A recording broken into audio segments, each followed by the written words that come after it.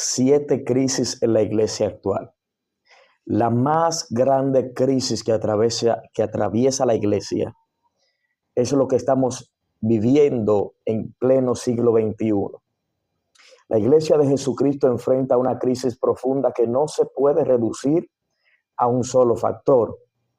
Es un colapso multidimensional que afecta incluso la autoridad, la identidad, la doctrina, la santidad y la presencia del Espíritu Santo.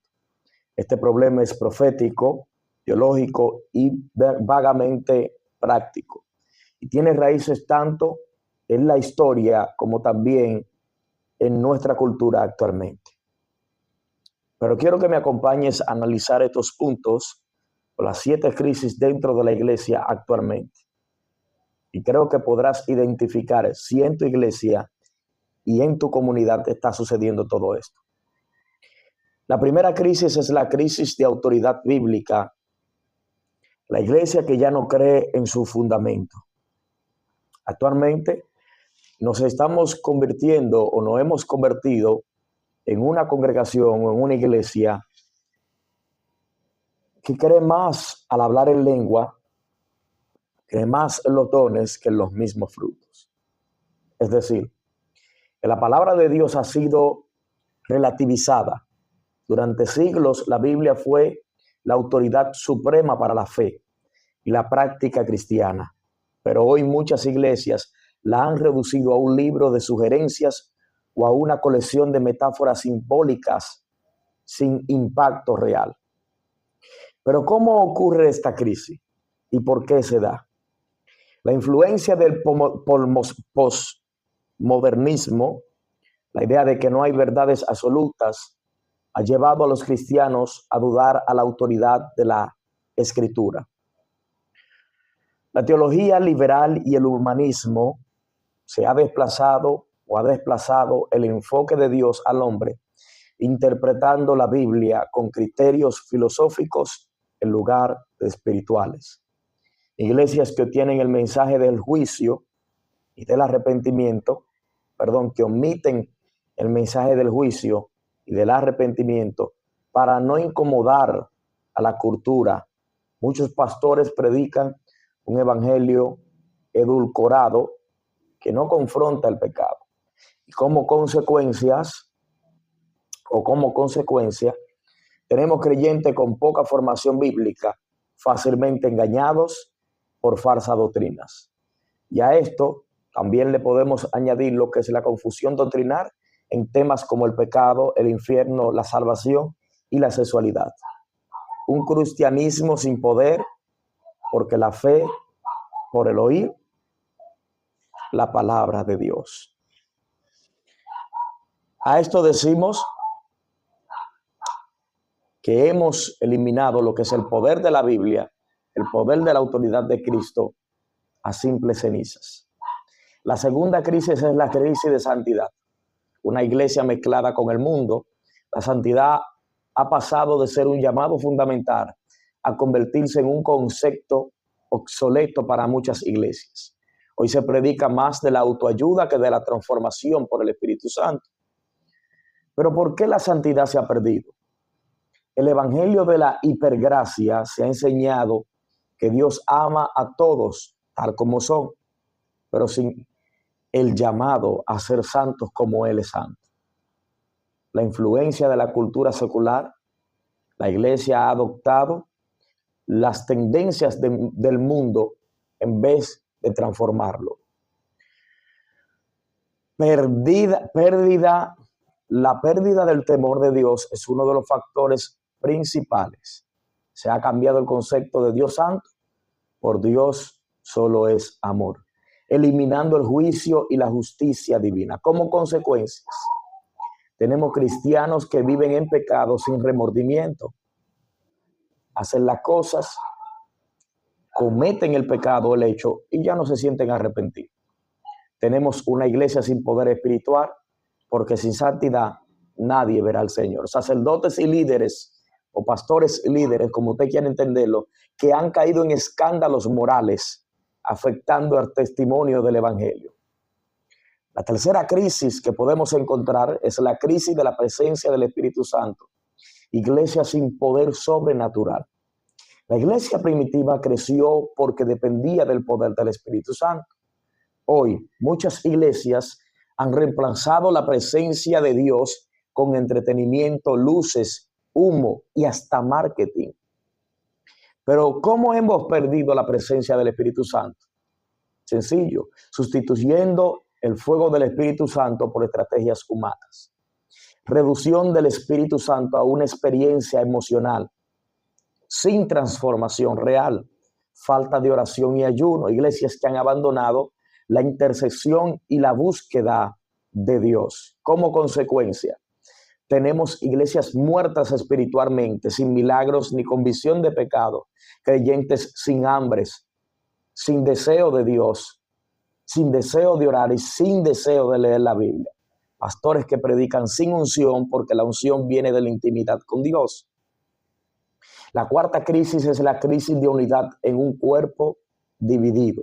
Jesús oró por la iglesia y por la unidad de la iglesia al decir en el libro de Juan capítulo 17 verso 21, Señor, te pido que ellos sean unidos así como tú y yo somos uno.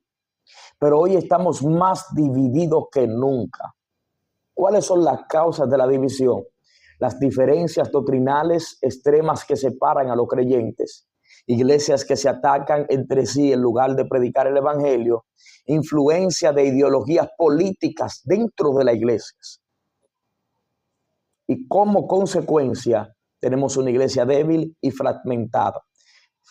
Tenemos una iglesia con falta de credibilidad ante el mundo. Líderes más enfocados en defender sus puntos de vista que en cumplir la gran comisión. La quinta crisis es la crisis de discípulos, cristianos inmaduros y superficiales. Hoy más que nunca, pero menos, tenemos mucho más cristianos, pero menos cristianos maduros. La falta de discípulo ha creado creyentes sin raíces espirituales. ¿Cuáles son las causas de estas crisis? O de esta crisis, de la crisis número 5. Enfoque en conversiones masivas, pero sin seguimiento ni formación. Falta de enseñanza profunda de la palabra de Dios. Cristianos que solo buscan bendiciones y no transformaciones. Como consecuencias, tenemos creyentes que abandonan la fe antes de la primera dificultad. Cristianos que fácilmente son manipulables por falsas doctrinas. Una iglesia sin líderes sólidos para la próxima generación. La sexta crisis es la crisis de persecución y acomodación al mundo. Actualmente, como cristianos, enfrentamos dos peligros opuestos: la persecución en algunos países y la asimilación al mundo en otros.